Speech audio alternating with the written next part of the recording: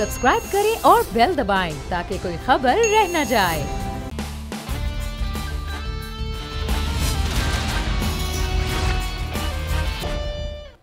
अस्सलामुअलैकुम। The special report with Mudassar Iqbal के साथ हाजिर खिदमत हैं। वो तमाम लोगों की फहरिस्तें तलब की गई जिन्होंने नैब के इस नए कानून के हवाले से फ़ायदे उठाए हैं अदालत के अंदर। आज इस पर भी हम बात करेंगे। और जो इस वक्त आपको मुख्तलिफ सूबों से, मुख्तलिफ एरिया से ख़बरें सामने आ रही हैं कि करप्शन के हवाले से ज़ीरो टॉलरेंस की पॉलिसी निगरान हुकूमत में बनाई जा रही, क्योंकि ये करप्शन के मामलात हैं जिसने इस वक्त चीज़ों को तबाह भी किया है पाकिस्तान में। और बड़ा अच्छा इकदाम है कि इस वक्त हुकूमत ये कर रही है और इसको पूरी सपोर्ट जो है वो भी हासिल हो रही है।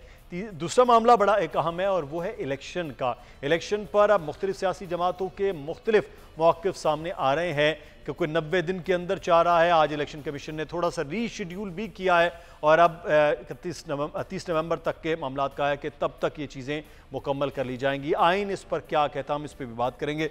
हमारे साथ इस वक्त मौजूद हैं याया फरीद साहब, लीगल एक्सपर्ट हैं, लॉयर हैं। बहुत शुक्रिया याया फरीद साहब आपके वक्त का। और हमें ज्वाइन किया है पीजे मीर साहब ने, सीनियर सहाफ़ी हैं, इनका पर्सन तज्ज़ियाकार हैं। मीर साहब आपका भी बहुत शुक्रिया। सबसे पहले तो मीर साहब आपसे आगाज़, ये हमेशा कोशिश ये होती है, हुकूमतें इब्तदा तौर पे आती हैं, निगरान हुकूमतों में ख़ास तौर पर थोड़ा फोकस रहता है कि करप्शन रोकी जाए और जो इदारे शायद किसी मसलहत के तहत खामोश होते हैं वो निगरान हुकूमत में आकर ख़ासे एक्टिव होते हैं, लोगों के हवाले से एक्टिव हो जाते हैं कि चलें अब कुछ ना कुछ पकड़ धकड़ हो जिन लोगों ने साबिका हुकूमतों में कुछ किया है। तो सर ये वाकई करप्शन के हवाले से एक जानिब हम ये देखते हैं कि कार्रवाइयाँ, दूसरी जानिब जो नैब के कवानीन जिसका सुप्रीम कोर्ट भी मामलात अब चल रहे हैं, ये दोनों पैरेलल चलने के बाद को करप्शन रोक पाए हम? बिल्कुल नहीं। देखें ना मुदस्सिर, जो भी केयर टेकर हुकूमत आती है वो इसी मामले में लग जाती है कि जो पिछले उनकी करप्शन कहाँ हुई हैं, कैसे हुई हैं, क्यों हुई हैं, और उसको रेक्टिफाई करने की कोशिश करते हैं। आज जैसे आपने देखा है कि कोर्ट ने मांगे कि भाई ये जो लॉज बनाए हैं और इसके बेनिफिशरी कौन है, तो ये अब देखेंगे आगे क्या होता है। लेकिन देखें, करप्शन पूरी दुनिया में होती है, लेकिन दैट डजंट मीन कि हम भी करें। हमने अपने आप को देखना है और दूसरों को आप कह लो कि दूसरी नजर से देखना है। हमारे मुल्क में corruption bottom right from grass root level right up to top है। अब इसका जो नुकसान किसको पड़ता है? आम आदमी को पड़ता है, आवाम को पड़ता है। हम उस नजरिए से हम देखते नहीं है कि अगर मैं लेट्स से फॉर एग्जांपल मैं आज काम पे लेट जाता हूँ, मेरे लिए ये एक डिसऑनेस्टी है कि अगर कोई मुझे मैं किसी की तनख्वाह के ऊपर हूँ और मैं लेट जा रहा हूँ काम के ऊपर, तो that means I am not honest in my work. तो यही चीज हम देखते हैं कि पाकिस्तान के अंदर पूरे हर शोबे में ले ले, अपार्ट फ्रॉम द सर्विसेज, आप हमेशा देखेंगे कि लोग जो हैं वो टाइम पे नहीं होते हैं। और हम ये छोटी सी मैं आपको एग्जांपल दे रहा हूँ मुदस्सिर, और यही वजह है कि इसको आप प्रोलिफरेट करें, बड़ा करें, तो ये हमारा एक अलमिया है। अब बात आती है कि करप्शन खत्म होगी, आई डोंट थिंक सो खत्म होगी। क्यों नहीं होगी? क्योंकि जब तक आप सैलरीज नहीं बढ़ाएंगे, लोगों के घर आसान तरीके से नहीं चलेंगे, आप करप्शन नहीं खत्म कर सकते।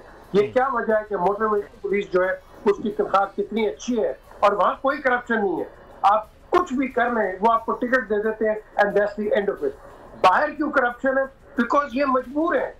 ये कोई अच्छी बात मैं नहीं कर रहा, लेकिन ये मजबूर है। इन्होंने सर्वाइव भी करना है, इन्होंने बच्चों को कॉलेज भेजना है, स्कूल भेजना है, हेल्थ सर्विसेज पे उनको लेके जाना है, डॉक्टर्स की फीस है, और उसके साथ बिजली के आप देख लो बिल, पेट्रोल आज 15 रुपए और हो गए। तो अब आप मुझे बताओ ये सर्वाइव क्या करेंगे? करप्शन तो अब आप देखोगे, करप्शन अब आप देखोगे, क्योंकि इस वक्त एक आम आदमी सर्वाइव नहीं कर सकता किसी तरीके से। आप देखते नहीं है कि जिस तरह आप ट्रैफिक लाइट पे खड़े और लोग खड़का रहे हैं कि प्लीज हमें हमारी मदद करें, ये को खुशी से कोई नहीं आता। माना कई प्रोफेशनल्स हैं, लेकिन कई मजबूर भी हैं कि जो कि रोड पे आ गए हैं। तो द क्वेश्चन है राइजेस कि ये जो इंटरिम गवर्नमेंट है, इसका काम है कि रेक्टिफाई करे जो हमारी शॉर्टकमिंग्स हैं, मार्केट को कंट्रोल करो, कंज्यूमर प्रोटेक्शन करो। जब तक ये छोटी छोटी चीजें नहीं करोगे, हम तो पता नहीं बड़ी बड़ी चीजों में उलझ जाते हैं। लेकिन पीजे मीर साहब, इतना मुश्किल दौर में ये निगरान हुकूमत आई जिसको इलेक्शन करवाना है या मैनेजमेंट चलानी थी, वो तो खुद इतनी मुश्किल में है, इतने मुश्किल फैसले करके साबिका हुकूमतें जाती हैं तो अब उनके पास तो वैसे भी इख्तियार उस तरह ना हो, तो इसका मतलब है मुश्किल मजीद मुश्किल रहेगी। बिल्कुल मुदस्सिर, देखिए ना, ये जो पीछे छोड़ के गए हैं सियाने थे, ये को पागल नहीं थे, इनको पता था कि आगे इकोनॉमिक हालात कैसे होंगे, तो इंस्टेड वो ब्लेम उस पर, उन्होंने कहा जी थैंक यू वेरी मच, हम चलते हैं अब, बिकॉज इनफ इज इनफ। क्योंकि आगे तो जब आपके इलेक्शंस आएंगे, अब आप देखेंगे ये जितने भी इकट्ठे हुए थे ये सिर्फ एक आदमी के लिए हुए थे, अब ये तितर बितर हो गए, अब एक दूसरे पे तनकीदें शुरू हो गई हैं कि उन्होंने कहा जी ये उनकी पॉलिसी थी, हम तो थे नहीं, ये तो बातें शुरू हो गई अब, क्योंकि ये जो बयानिया है ये आवाम के पास आएगा, क्या आवाम इसको खरीदेगी या नहीं खरीदेगी वो भी वक्त आपको बताएगा। लेकिन at the end of the day आपने सही कहा कि इस वक्त जो हमारे फाइनेंशियल हालात है हर एक के, जो मर्जी आप ले लो, वो अच्छे नहीं है। अब इनको ठीक कैसे करोगे? मैं समझता हूँ कि आपके पास अच्छे लोग आप अभी भी ले आओ इंटरिम गवर्नमेंट में, जो कि क्वालिफाइड लोग हैं, और मैं समझता हूँ कि हमारे पास होप है। उम्मीद से हमने रहना है, ये नहीं कि नेगेटिव चले जाए, उम्मीद से हमने रहना है। ये बिल फाड़ के इससे कोई फर्क नहीं पड़ेगा, बिल आपने फिर भी देने हैं, बिल आपने देने हैं। वो इमरान खान ने भी बड़ा कहा था ना, फाड़ दो बिल, इवेंचुअली देने पड़े थे सबको। सो उस रास्ते पे मत जाएं आप एक स्टेट को सपोर्ट करें इस वक्त। और एक चीज है जो कि कई लोग इसे इख्तलाफ करेंगे या एग्री नहीं करेंगे, आप अपना टैक्स बेस बढ़ाएं। बेशक गरीब अली खान है, गरीब मोहम्मद है, उसको टैक्स लगाना है आपने। पूरी दुनिया के अंदर जब सोशल वेलफेयर स्टेट्स होते हैं उस पर टैक्स लगते हैं और उसके बाद फिर आपको सोशल वेलफेयर बेनिफिट्स मिलते हैं। हम तो करते नहीं, हम गरीब को गरीब कह देते हैं, उसको हम वो क्या कहते हैं, वो चैरिटी पे लगा देते हैं, लेकिन उसको हम उठाते नहीं है, हम उसको बड़ा नहीं करते कि अपने पैरों पे भी तुम खड़े हो जाओ। वो हमारी ऐसी कोई प्रॉब्लम नहीं। बिल्कुल, ये बहुत ज़्यादा ज़रूरी है कि इस वक्त जो डायरेक्शन है वो इस जानिब हो कि रियासत को खड़ा करना है, इसकी आवाम को खड़ा करना है। आगे बढ़ेंगे, एक मामला बड़ा अहम इस वक्त है, वो है सर इलाज के हवाले से लीगल इसकी सिचुएशन क्या है। रोज़ाना एक नई खबर के बाद मामला बदलते हुए। याह्या फरीद साहब हमारे साथ मौजूद हैं। याह्या फरीद साहब, सदर मुमलिकत का ख़त आया, इधर से उधर आया, मामलात हुए, इलेक्शन कमीशन के पास इख्तियारात हो गए कि वो डेट देगा, लेकिन 90 दिन आइन में दर्ज हैं। क्या इलेक्शन कमीशन उन 90 दिन के बाद भी डेट दे सकता है? क्योंकि इलेक्शन कमीशन के बाद डेट देने का तो इख्तियार ये कहा गया, लेकिन उससे भी आगे जा सकता है। ये सब कुछ कुल्ली इख्तियार अब इलेक्शन कमीशन के पास चला गया इलेक्शन एक्ट की तरमीम के बाद। अब कॉन्स्टिट्यूशन के जो प्रोविजंस हैं उनको स्ट्रिक्टो सेंसो नहीं रीड किया जा सकता, यानी कि अगर कोई एक सेक्शन एक बात कर रहे हैं और बाकी वहाँ पे 10 आर्टिकल्स हैं जो कुछ और बात कर रहे हैं, तो आप आइसोलेशन में रीड नहीं कर सकते। अब यही कॉन्स्टिट्यूशन ऑफ पाकिस्तान जो आर्टिकल 48(5) के अंडर प्रेसिडेंट को इख्तियार देखता है as a announcing authority for the dates of elections, या कहता है कि 90 डेज में इलेक्शन होने हैं। तो वो देखें तो आर्टिकल 51(5) कहता है कि elections are subject to completion of the process of delimitation. तो आपने ये भी देखना है कि क्या इलेक्शन हो भी सकते हैं 90 दिन में या नहीं, और इसी वजह से कॉन्स्टिट्यूशन के जो मेकर्स थे उन्होंने ये क्लॉज आर्टिकल कॉन्स्टिट्यूशन में डाला था। और देखिए, यूनिलैटरल एक्शन जब भी होगा तो उससे कॉन्स्टिट्यूशनल क्राइसिस डेवलप होगा। प्रेसिडेंट ऑफ पाकिस्तान के पास अगर इख्तियार है अनाउंस करने का तो वो यूनिलैटरल नहीं है। और स्पेशली अब जब इलेक्शन एक्ट के अंदर अमेंडमेंट्स आ गई हैं, तो उस अमेंडमेंट्स के बाद तो काफ़ी क्लैरिटी आ चुकी हुई है कि election commission of Pakistan is the administrator, they are the guardians of the elections, they have to decide the elections. अब देखिए, इलेक्शन कमीशन ऑफ पाकिस्तान भी आइसोलेशन में डिसाइड करता, उसने भी डिस्ट्रिक्ट एडमिनिस्ट्रेशन, बाकी इंटेलिजेंस की एजेंसी, सिक्योरिटी की जो एजेंसीज हैं, उनके साथ मिलकर इलेक्शंस को डिसाइड करना होता है। तो जब भी, और ये सिर्फ इलेक्शंस का मौजू पे नहीं, बाकी सब मौजूआत पर भी यूनिलैटरल एक्शन किसी भी कॉन्स्टिट्यूशनल हेड का होगा तो कॉन्स्टिट्यूशनल क्राइसिस आएगा। और 90 दिन में अगर इलेक्शन कमीशन ऑफ पाकिस्तान को लगता है इलेक्शन नहीं हो सकते, तो आप उनको बाईपास करके एक इलेक्शन की डेट अनाउंस करके आपको फायदा क्या होगा? डू यू थिंक कि इलेक्शंस फेयरली कंडक्ट हो पाएंगे? और अगर फेयरली कंडक्ट नहीं हो पाएंगे तो ये तो कॉन्स्टिट्यूशन का फेलियर हो गया, और कॉन्स्टिट्यूशनल जो इंटेंट है वो तो इससे खत्म हो गई। सही। तो ये मामला पीजे मीर साहब, ये मामला जो है वो इतना सादा रहेगा कि 90 दिन से ऊपर चले जाए, और जो 2-3 सियासी जमातें हैं जिसमें पाकिस्तान पीपल्स पार्टी सर फहरिस्त है, PTI भी बात कर रही है, जमात इस्लामी भी कह रही है कि आइन के मुताबिक 90 दिन में होना चाहिए। तो दूसरी जानिब एक दरख्वास्त भी इलेक्शन कमीशन में आ गई है सुप्रीम कोर्ट बार की कि ये जो हल्का बंदियों का मामला था, ये वैसे ही कलअदम किया जाए, 2 निगरान हुकूमतें थी, इख्तियारात का तजावुज़ है, तो ये मामलात सादा तरीके से आपको लगता है मुस्तकबिल में चलेंगे या इलेक्शन पे भी नई पेचीदगी सामने आ रही है?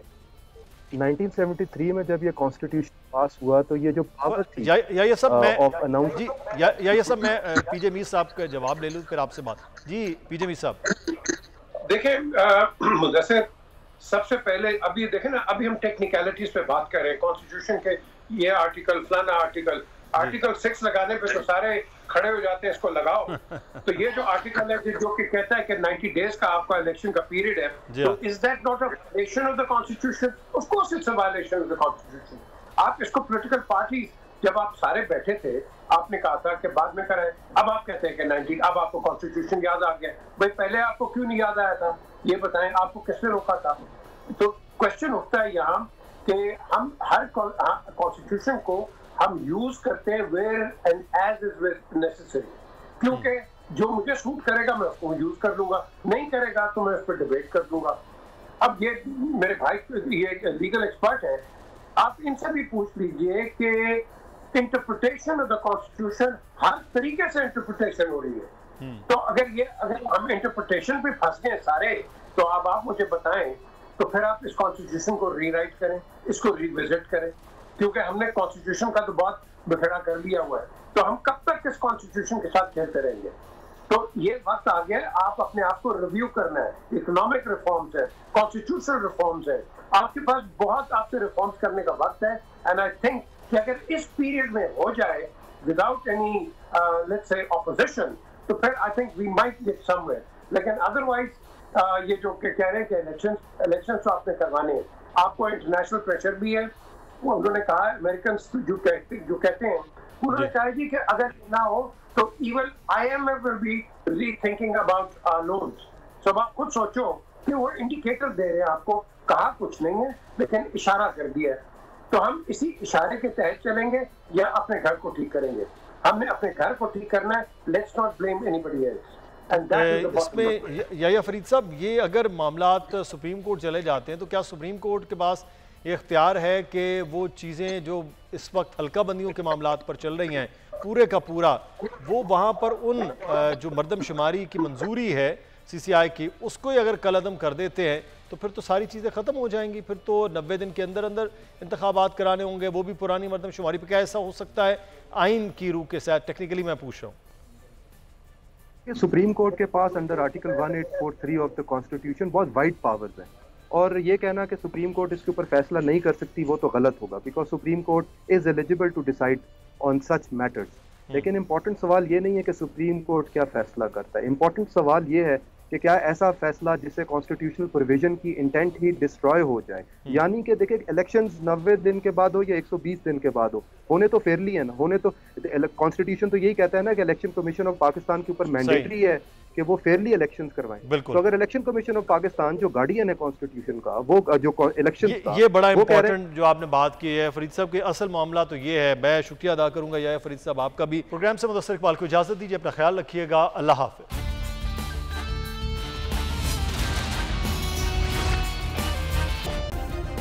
सब्सक्राइब करें और बेल दबाएं ताकि कोई खबर रह न जाए।